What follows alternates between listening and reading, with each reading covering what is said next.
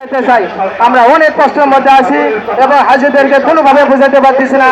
এটা সাম্প্রতিক যে সমস্যা তৈরি হয়েছে সৌদি আরবের সাথে এবং আমাদের কোনো গার্জিয়ান এই ব্যাপারে কোনো একটা সঠিক পদক্ষেপ সঠিক কোনো কথা বলতেছে না এবং আমরা অনিশ্চয়তার মধ্যে যাচ্ছে। আমাদের এই টিকিটগুলো কাটা ফ্লাইট মিস যাচ্ছে এবং সামনের দিনগুলোতে ফ্লাইট আছে। আমাদের কি হবে এই ব্যাপারে কোনো প্রকার এখন পর্যন্ত কোনো প্রকার আমাদের সমাধান আসেনি এবং অনিশ্চয়তার মধ্যে আমরা দিন কাটাচ্ছি।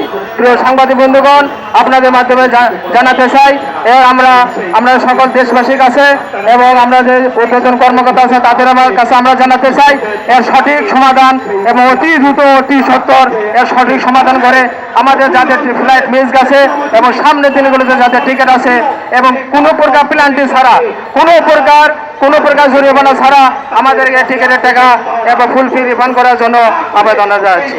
ইনশাআল্লাহ আমরা এই কথা বলে আমার কথা শেষ করছি।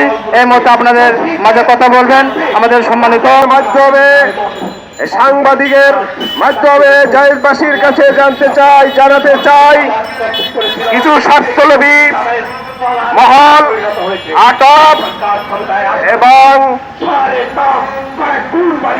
হাফ এরা মিলে আমাদেরকে কোনো নোটিশ ছাড়া কোনো সময় না দিয়ে ওমরার ভিসা বন্ধ করে আমাদেরকে হাজার হাজার দেশপ্রেম ধর্মপ্রাণ মুসলমানদের পবিত্র রমজান মাসে এতেকাফ করবে এই আশা নিয়ে লাকেশ বন্ধ করে লাকেশ রেডি করে তারা ওমরায় যাবে এই আশা নিয়ে বসে আছে।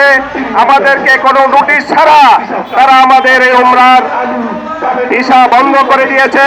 তাই আপনাদের মাধ্যমে আপনাদেরকে জানতে চাই এই ধর্ম মন্ত্রণালয়ের মাধ্যমে অন্যান্য যারা সংশ্লিষ্ট যারা আছেন তাদের মাধ্যমে জানাতে চাই যে আমাদের অবিলম্বে যারা ভিসা জমা দিয়েছেন তাদের ভিসা করার জন্য এবং যে সমস্ত টিকিট করা হয়েছে সেই টিকিটের টাকা এবং তাদেরকে যাওয়ার জন্য অথবা সেই টিকিটের টাকা তাদেরকে ফেরত দেওয়ার জন্য।